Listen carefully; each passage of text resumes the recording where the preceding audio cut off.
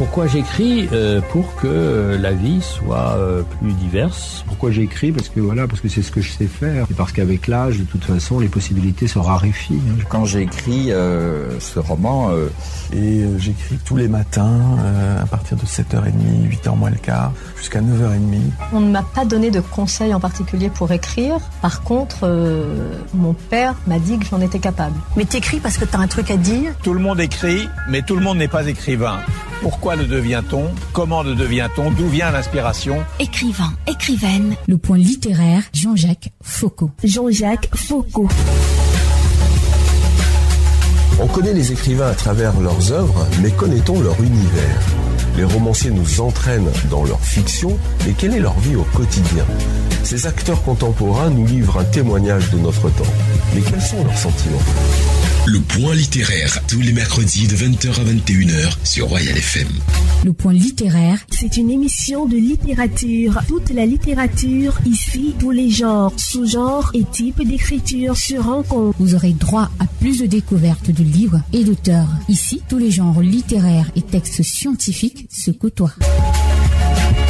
Le point littéraire, tous les mercredis de 20h à 21h. Prenez le rendez-vous avec Jean-Jacques Foucault. Jean-Jacques Foucault. On ne m'a pas donné de conseils en particulier pour écrire. Par contre, mon père m'a dit que j'en étais capable. Mais t'écris parce que t'as un truc à dire. Tout le monde écrit, mais tout le monde n'est pas écrivain. Pourquoi le devient-on? Comment le devient-on? D'où vient l'inspiration? Écrivain, écrivaine. Le point littéraire, tous les mercredis de 20h à 21h sur Royal FM.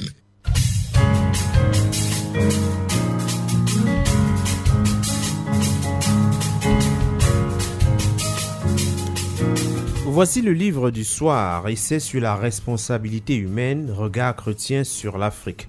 L'auteur, c'est Antoine Panzo. Il est un fondateur de l'association laïque Conscience chrétienne, dont l'objectif principal est la promotion des valeurs chrétiennes. Dans l'action publique, il vient de mettre en place le réseau africain de la citoyenneté chrétienne. Antoine Panzo, bonsoir et bienvenue sur le point littéraire. Bonsoir, merci de votre invitation. C'est un plaisir de vous accueillir aujourd'hui, précisément. Alors, vous êtes auteur, on a dit quelques mots sur vous, mais qui est réellement celui qui est en face de nous ce soir? C'est un vieux fonctionnaire qui prend la retraite bientôt et qui a pensé qu'une bonne retraite, c'est agir pour le bien de tous.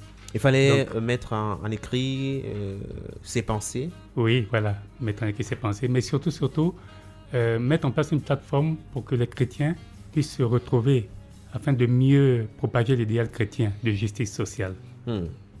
Conscience chrétienne. Conscience chrétienne, oui, c'est l'association que nous avons créée. Oui, l'association a pour but de renforcer les valeurs chrétiennes, de sensibiliser ces derniers. Exactement. En fait, nous avons constaté que les chrétiens passaient beaucoup de temps à prier, les groupes de prière, etc. Pendant ce temps, l'Afrique n'avance pas réellement. Et l'Afrique n'avance pas alors que l'idéal chrétien, c'est d'abord le bonheur de l'homme, c'est la justice sociale. Jésus-Christ n'a pas fondé de religion. Jésus-Christ a transmis un message. Il a dit: je suis venu libérer les captifs. Oui. Libérer les captifs. On ne peut pas libérer les captifs uniquement en priant. Pour libérer les captifs, il faut aller sur le terrain. C'est en travaillant, c'est dans les lieux de travail, c'est dans les lieux où, au niveau de l'administration publique, par exemple, c'est là que nous pouvons libérer les captifs. Voilà. Alors, vous êtes un ancien fonctionnaire. Je rappelle que vous êtes du Gabon. Oui. Vous êtes venu de l'Afrique. Oui, de l'Afrique. Oui, de l'Afrique. Mais alors, né au Gabon. Né au Gabon. Voilà. Alors, vous êtes là un séjour. Vous avez présenté votre livre au grand public. C'était au niveau de la conférence épiscopale à Yaoundé. Oui. Et c'est sur la responsabilité humaine, regard chrétien sur l'Afrique. Alors, après une cérémonie de présentation de l'ouvrage, on se dit la réception a été bonne, ou alors il faut davantage creuser. Oui, la réception a été bonne, mais c'est un sujet qui ne s'épuisera jamais. Nous ne sommes qu'au début de cette saga-là. Oui. Je vais aller partout en Afrique pour parler de ça, parce qu'il est temps que l'Afrique bénéficie aussi de son âge d'or social. Vous savez, en Europe, en Occident, on a beaucoup prié pendant longtemps. Et depuis 1 ou 2 siècles, ils se sont rendus compte qu'il fallait que les dynamiques sociales soient plus actives. C'est pour ça que nous avons connu jusqu'ici les jeunesses étudiantes chrétiennes, la démocratie chrétienne, les âmes vaillantes, les scouts, etc. Parce que, au-delà de la prière, il faut le concret. Oui. Voilà, il faudrait que la chrétienté, qu'on sente dans la chrétienté du concret pour le bien-être des gens. Est-ce que le discours chrétien passe encore aujourd'hui, sinon à bonne presse, dans le contexte actuel où on sait que les gens peuvent migrer par d'autres moyens pour avoir de l'argent? Est-ce que le discours chrétien est-il crédible? Vaut-il encore son pesant d'or? La religion chrétienne est la première au monde. Oui. Et les statistiques montrent que la progression continue. Les statistiques montrent surtout que l'Afrique sera dans quelques décennies le premier pôle chrétien. Voilà. Donc il n'y a pas de raison de négliger l'évolution de la religion chrétienne, surtout en Afrique. Vous avez parlé de près de 600 millions à travers le monde de chrétiens. Ce sont les statistiques. Oui. Et vous avez dit aussi que la population africaine, c'est 16% de l'ensemble dans le monde. Oui. Alors, quelle est l'idée véritable autour de ce livre, Essai sur la responsabilité humaine? Quelle est l'idée au départ? L'idée est que l'Afrique n'a pas le droit de subir la situation socio-économique délicate actuelle. L'Afrique ne mérite pas ces souffrances-là. Voilà. Et l'Afrique croit en Jésus-Christ. Jésus-Christ est le maître de la justice sociale. Il n'y a pas de raison que l'Afrique reste en arrière pendant que les autres parties du monde évoluent. Nous croyons en Jésus. Jésus-Christ est venu pour libérer les captifs. Jésus-Christ est venu pour apporter le bonheur aux gens.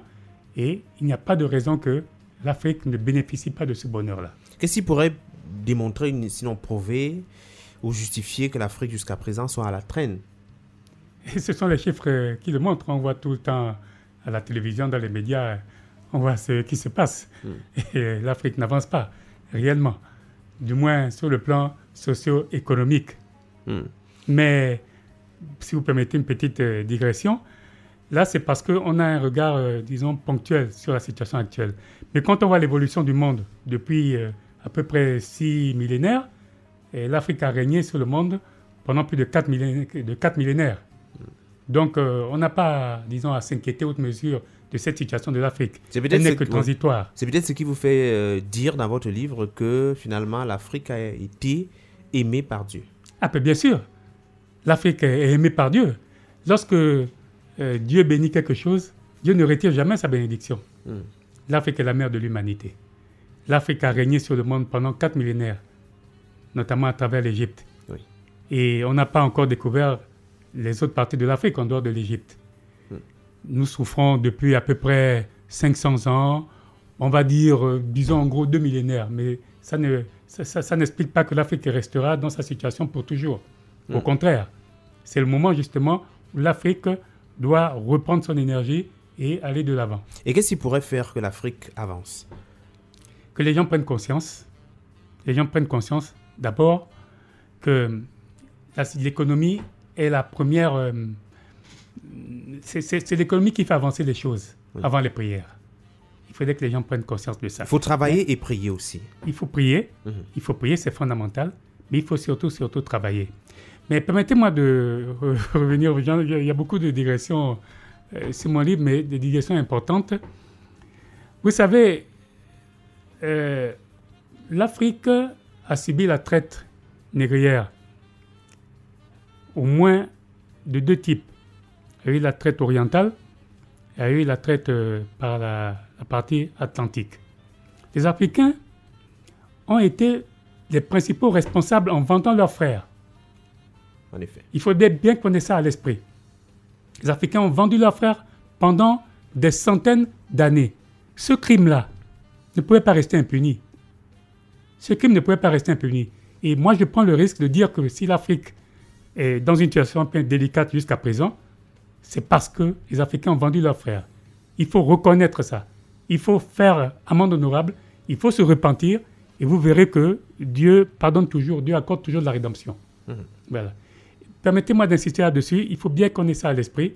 Pour avoir vendu leurs frères durant les traites négrières, l'Afrique mérite le sort difficile qu'elle vit actuellement. Mais ça doit être passager. Oui. Voilà. Il faut maintenant que l'envol de l'Afrique soit effectif. Et l'envol de l'Afrique est possible avec des chrétiens. Oui, bien sûr. La responsabilité de ces chrétiens, comment est-ce qu'on arrive à sortir des difficultés actuelles, corruption, chômage, malgouvernance?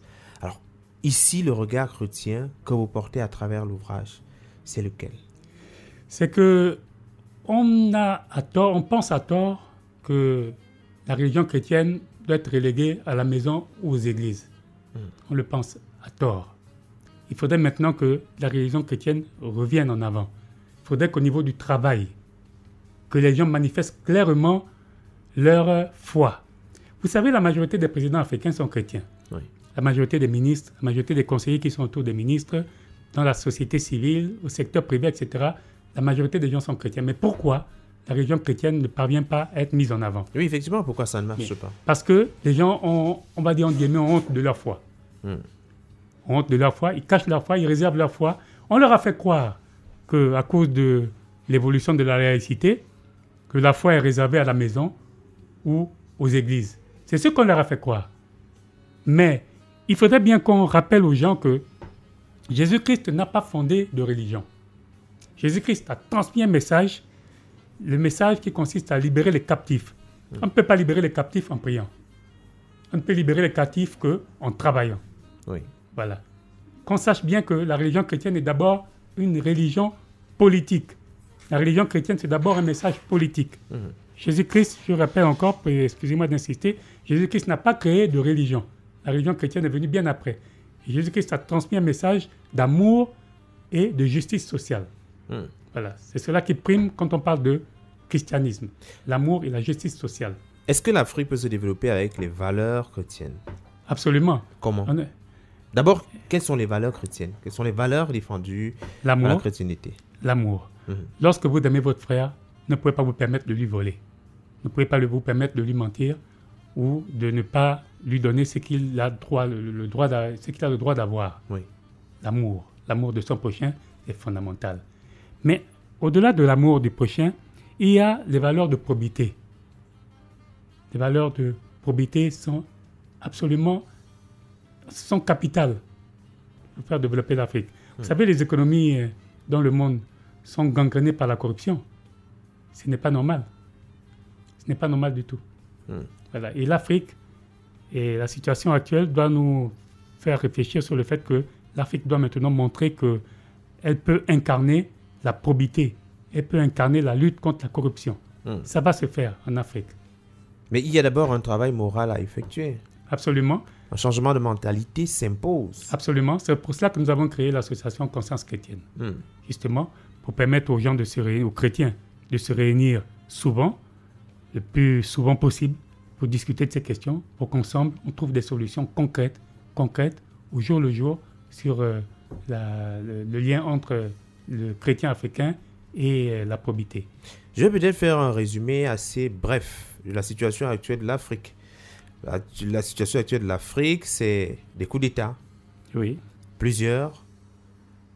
À côté de ça, il y a les événements naturels, séismes au niveau du Maroc, inondations en Libye. Alors, les Africains, tels que vous les présentez, ce continent tant aimé, pourquoi souffre-t-il autant finalement? Mais tous les pays ont leurs problèmes. On met en avant parfois les difficultés de l'Afrique, mais tous les pays ont leurs problèmes. Je disais tout à l'heure que, pour moi, pour ce qui me concerne, les difficultés de l'Afrique ne sont pas surprenantes dès lors que l'Afrique a un péché qu'elle traîne depuis des siècles et qu'elle ne veut pas reconnaître. Parce que Dieu ne peut pas vous pardonner si vous ne faites pas acte de contrition. L'Afrique doit reconnaître que la traite négrière n'était pas le fait seulement des Occidentaux, qu'elle a été elle-même responsable. Il faudrait que ça soit clair.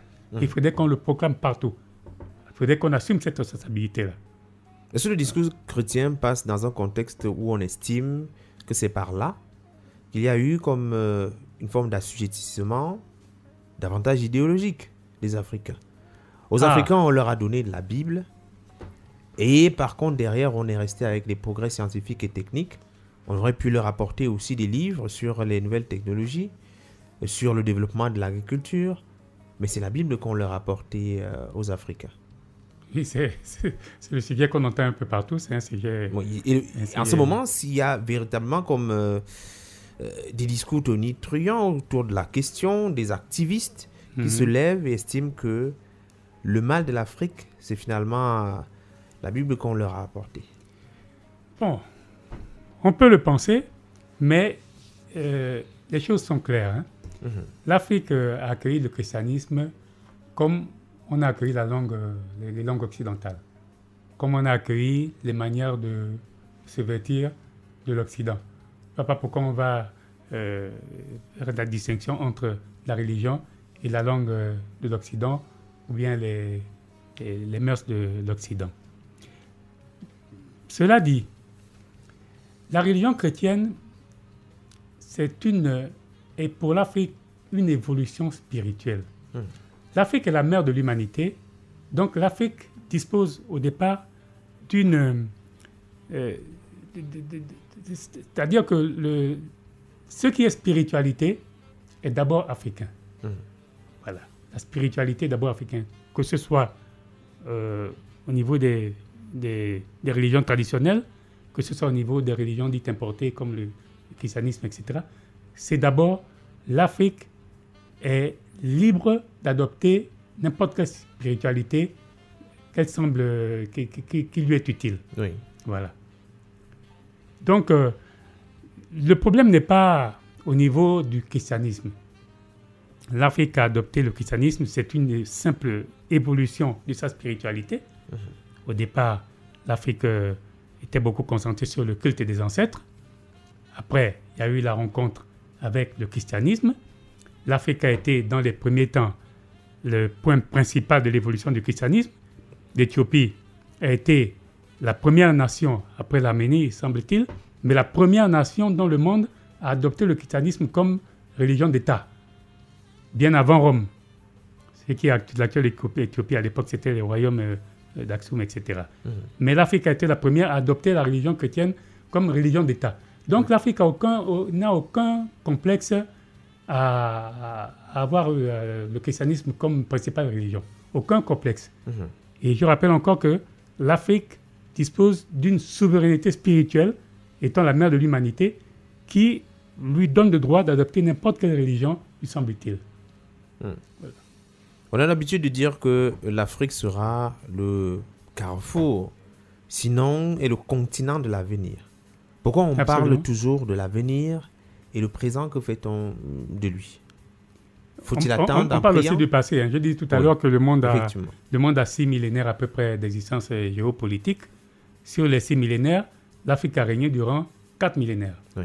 Voilà. Donc les 2 derniers millénaires, on ne va pas trop pleurnicher là-dessus parce que l'Afrique sait ce que c'est que le développement. Et on va dire qu'on attend le bon moment qui arrive un peu plus tard.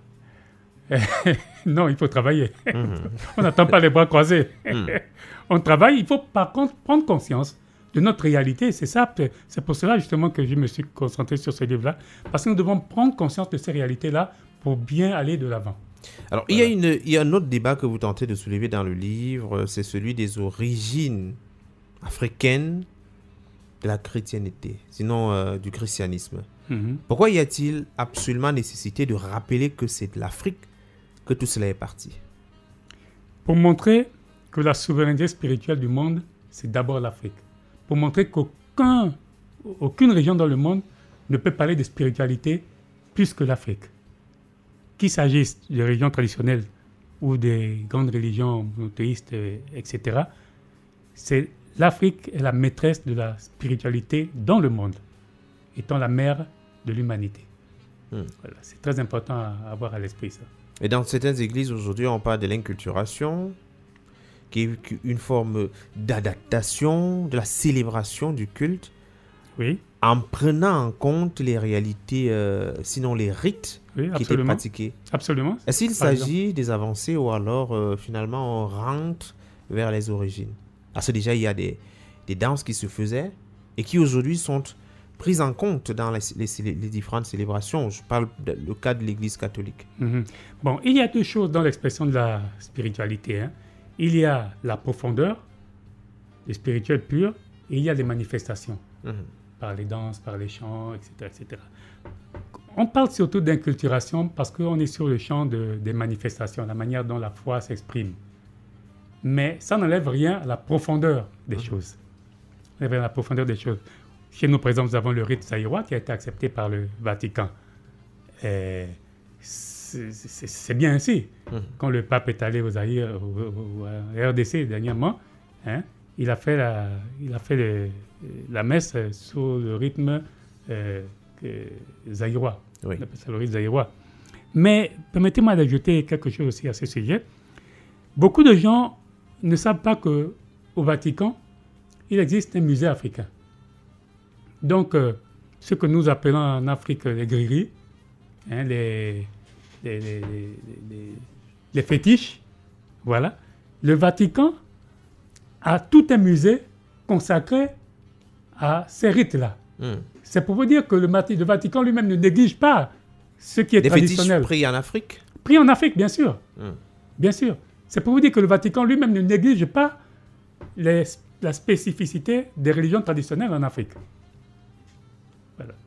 Avant la chrétienté, il y a d'abord eu les religions traditionnelles et ça ne peut pas disparaître. Simplement, il faut comprendre que la chrétienté, c'est comme une évolution spirituelle. Voilà. Mais ça ne veut pas dire qu'il faut mettre un trait sur ce qui est traditionnel. Ça fait partie de l'âme africaine en tant que mère de l'humanité. Voilà. Est-ce qu'il ne s'agit pas de faire un mélange un peu hétérogène? Oui, en fait, il y a des mélanges. Pas forcément homogène. Oui, mais la foi, le fond de la spiritualité reste là. Et la foi reste là. C'est la foi le plus important. Le plus important, c'est la foi. C'est-à-dire, pour être plus précis, croire en un Dieu unique. Croire en un Dieu unique. Et, pour ce qui concerne la chrétienté, croire que ce Dieu s'est manifesté en Jésus-Christ par amour pour l'humanité. Oui. Voilà. La religion chrétienne, ne l'oublions jamais, c'est d'abord l'amour de son prochain. L'amour de Dieu et l'amour de son prochain. Les religions traditionnelles ne disent pas autre chose.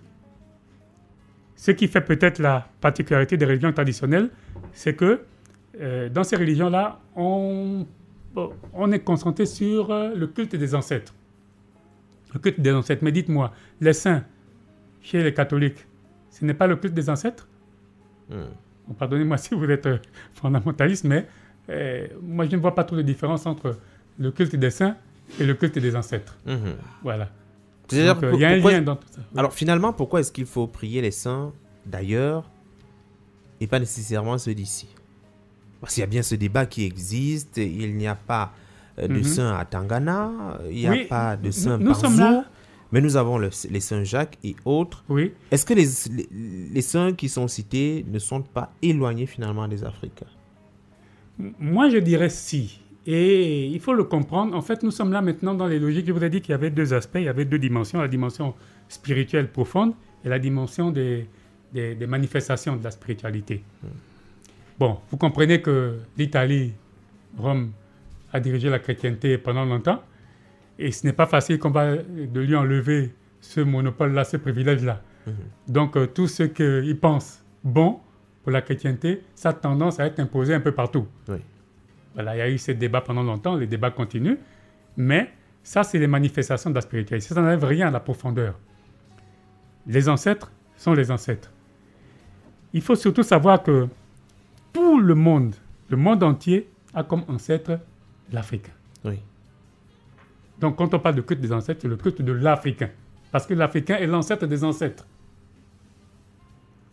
C'est peut-être compliqué. Hein? L'ancêtre des ancêtres. Ah oui, l'Africain, c'est l'ancêtre par excellence. Oui. Mais l'Afrique est la mère de l'humanité. Le premier homme est africain. Magnifique. Alors, il y a le premier homme africain, mais figurez-vous que aujourd'hui, nous pouvons mettre un visage sur sur nos ancêtres. Hein?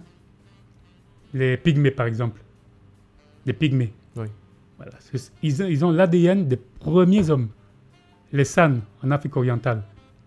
Ils ont l'ADN des tout premiers hommes. Donc Dieu fait bien les choses. Dieu a fait évoluer l'humanité sans l'avoir effacé les origines que nous incarnons, que vous, Jean-Jacques, moi, que nous incarnons. Tout à fait. En tant qu'Africains.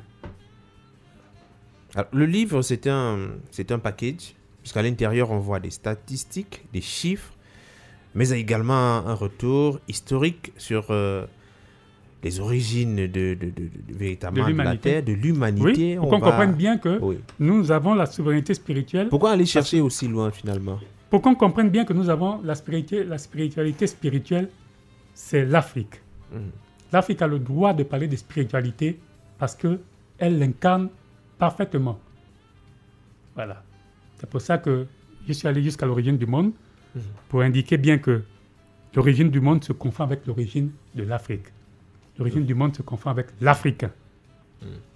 La spiritualité du monde, c'est d'abord la spiritualité africaine. Qu'on ait adopté le christianisme ou même les autres religions, les religions de l'Inde, etc., on peut le faire comme on veut parce que la spiritualité, c'est d'abord nous. C'est pour ça que je me suis permis d'aller jusqu'aux origines du monde. C'est important à savoir. Peut-être poser une question qui est revenue très souvent ces derniers temps. Comment comprendre qu'en Afrique, on prie beaucoup, mais alors vraiment beaucoup, et qu'au sein, de façon globale de l'Église, des chrétiens, aujourd'hui, il y a tant de divisions. Les églises traditionnelles, il y a des nouvelles églises dites de réveil. Alors, comment comprendre qu'en interne, du moins si toutes les religions, du moins toutes les églises ont pour un idéal quand même le Christ, pourquoi autant de sous-divisions à l'interne? Bon, je n'ai pas une réponse parfaite à ce sujet, mais il faut quand même convenir que les origines, c'est depuis le début du christianisme. Dès le départ, c'était comme ça. Donc, antagonisme et les accords. Dès le départ, c'était comme sur ça. Sur l'interprétation de la Bible, Absolument. Sur les points de vue. Dès le départ. Il y a eu des débats beaucoup plus forts au début du christianisme. Oui. Donc, ça évolue comme ça. Ce qui est important, c'est qu'on sache que malgré ce qu'on peut appeler division-là, il y a le message chrétien à ne pas oublier. Qui reste le même. Voilà, c'est pour cela que j'ai insisté là-dessus, sur ce message-là. Et c'est pour ça que j'ai insisté sur le fait que Jésus n'a pas créé de religion. Jésus n'a pas fondé le christianisme, ni le protestantisme, ni toute autre religion. Jésus a transmis un message, le message d'amour. Oui. En fait, s'il fallait résumer le christianisme, le risque de choquer un peu certains fondamentalistes, s'il fallait résumer le christianisme, c'est aime ton Dieu et aime ton prochain, parce que ce sont les deux commandements que Jésus a laissés au monde entier. Aime ton prochain comme toi-même et aime ton Dieu de tout ton cœur. Mais ce sont des chrétiens qui sont des corrupteurs, qui sont des corrompus, qui sont des détourneurs de deniers publics. Ce sont les mêmes chrétiens qui sont aussi des, entre guillemets, dictateurs, qui s'imposent, qui règnent sans partage. Ce sont les mêmes chrétiens qui peuvent faire tout pour eux et rien pour les autres. Oui. Excusez-moi d'insister, oui. Mais à l'époque de Jésus-Christ, vous connaissez l'affaire de Judas. Donc, tout ça, c'est dès l'origine. Mais, le premier patron de l'Église, vous vous rappelez qui c'est? Non. C'est Pierre. Ah oui, c'est lui qui... Le premier patron de l'Église. C'était le premier renégat de Jésus. Oui. C'est lui qui a été le premier à régner Jésus. Mais Jésus n'a pas hésité à l'instituer comme patron de l'Église. Voilà. En fait, on peut dire que toutes ces divisions, tous ces problèmes-là permettent de bien comprendre le mystère du Christ. Voilà. Le mystère du Christ est dans toutes ces divisions-là. Et c'est en faisant le point sur tout ça qu'on revient toujours sur le message principal d'amour. Le message d'amour. Le message de justice sociale. Alors, moi, je vais vous poser une question pour ceux qui nous écoutent aujourd'hui à la maison et qui se posent d'autres questions. Pourquoi faudrait-il absolument lire le livre Essai sur la responsabilité humaine, regard chrétien sur l'Afrique? Il s'agit d'un texte de plus sur le domaine. En quoi est-ce que celui-ci est différent des autres? La plus-value, c'est quoi? Je l'ai fait dans un souci de trois disons, je cherche à explorer trois perspectives. Premièrement, réconcilier les gouvernants africains avec les populations. Voilà. Il faut maintenant que, aussi bien les gouvernants que les populations, que tous comprennent que ce qu'ils sont en train de faire, ce n'est pas bien. Ils ne sont pas sur la voie prônée par Jésus-Christ. Voilà. Donc, il faut en parler. Il faut que les dirigeants fassent contrition, qu'ils reconnaissent qu'ils se sont trompés et qu'ils reviennent sur les bons chemins. Ça permet donc de réconcilier les gouvernants et les populations. La deuxième chose, c'est que ça permet de réconcilier l'Afrique avec ses origines. Parce que beaucoup ignorent que l'Afrique a régné quand même sur le monde pendant 4000 ans. Beaucoup ignorent parce qu'on a tendance à s'appesantir sur les problèmes actuels. L'Afrique souffre, l'Afrique ne fait pas le poids, etc. Mais c'est une période transitoire. Donc il faut réconcilier l'Afrique avec ses origines. Voilà. Et la troisième chose, c'est qu'il faut réconcilier l'Afrique avec le monde entier. Il faut réconcilier l'Afrique avec le monde entier parce que l'Afrique est l'avenir du monde. Tout le monde voit bien la tendance actuelle au niveau géopolitique. Tout revient en Afrique. Si on prend par exemple les mines les plus importantes, c'est en Afrique qu'on les trouve, le coltan, etc. Et vous voyez bien l'évolution géopolitique, dans l'évolution géopolitique que les États-Unis perdent pied, que c'est d'autres régions d'Afrique qui commencent à emboîter le pas, et c'est surtout l'Afrique qui est en bonne position. Donc il faut réconcilier l'Afrique avec l'avenir de l'humanité. Et c'est sur la responsabilité humaine, regard chrétien sur l'Afrique, un livre publié à Martin, Cameroun. En combien de temps? D'abord, vous l'avez écrit. Oui. Et ensuite, pendant vous l'avez totalement... Pendant 2 ans. Oui. Recherche, témoignage, sondage, Exactement. auprès de l'opinion. Exactement. Oui. Ça a été un travail. Et puis il y a la facile. réflexion aussi. Il faut être sûr qu'on voit juste les choses. Il faut être sûr qu'on est sur le bon chemin. Et donc forcément, on soumet son travail à l'appréciation de plusieurs personnes. D'abord de ma chère épouse, mes enfants, mes amis. Voilà. Avant d'être sûr de vouloir publier le livre. Alors, est-ce qu'on n'a pas peur que ce qui est dit dans l'ouvrage puisse heurter certaines sensibilités? Non, parce que d'abord, c'est un débat. Un débat, on n'est jamais sûr on ne détient pas la vérité. C'est un débat, faut toujours laisser aux autres la latitude de critiquer, d'apporter leur point de vue. Mais surtout parce qu'il y a d'abord la foi que je mets dans ce livre-là. Je vous ai dit tout à l'heure que je commence par Yaoundé, mais dans 2 semaines, je suis à Lomé. Au Togo. Au Togo, au Bénin, au Côte d'Ivoire, etc. Je vais faire toute l'Afrique pour transmettre le message, pour implanter l'association Conscience chrétienne. Oui. Parce que les chrétiens ont besoin d'un cadre concret où ils doivent réfléchir sur leur avenir par rapport avec le rôle de la chrétienté. Alors, Antoine Panzo, s'il y a un aspect du livre qu'on n'a pas évoqué, c'est lequel? Il y en a beaucoup. Mais bon, un que vous aurez souhaité... la citoyenneté chrétienne. La citoyenneté chrétienne, parce que c'est un débat qu'on doit aborder actuellement. C'est un débat qui doit être répandu partout. Les gens certains pensent que la foi chrétienne doit être reléguée à l'église ou à la maison, à la sphère privée. Non, il n'en est rien. La foi chrétienne doit venir en avant dans tout ce qu'on fait pour aider les gens à remplir leurs obligations socio-professionnelles. La foi chrétienne doit être devant.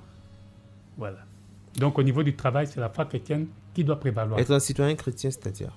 La citoyenneté chrétienne, il s'agit pour le chrétien de montrer son approche civique, son approche physique là où ça doit se faire.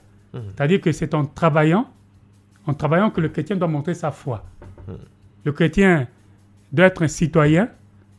Le chrétien doit être citoyen, mais il ne doit pas réserver cette citoyenneté-là à la maison seulement. Il doit être un modèle. Le chrétien doit être un modèle là où il travaille. Oui. Voilà.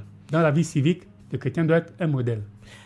Merci à vous, Antoine Panzo, d'être venu à la radio, d'avoir échangé avec nous autour du livre. Il est possible d'avoir le livre un peu partout dans les bibliothèques, librairies au Cameroun? Oui, en principe, je vais m'assurer que ça ne peut encore épuiser, mais en principe, on doit l'avoir. Même sur les plateformes numériques, c'est également possible? Oui, absolument, les plateformes numériques, oui, absolument. Donc, vous tapez simplement « Essai sur la responsabilité humaine, regard chrétien sur l'Afrique ». Oui, les éditions Labaton sont... Oui. Merci à vous d'être passé à la radio. C'est moi qui vous remercie infiniment. Et bien des choses à la radio, une belle radio Je viens de découvrir. Revenez surtout si vous Absolument. si vous le souhaitez. Absolument.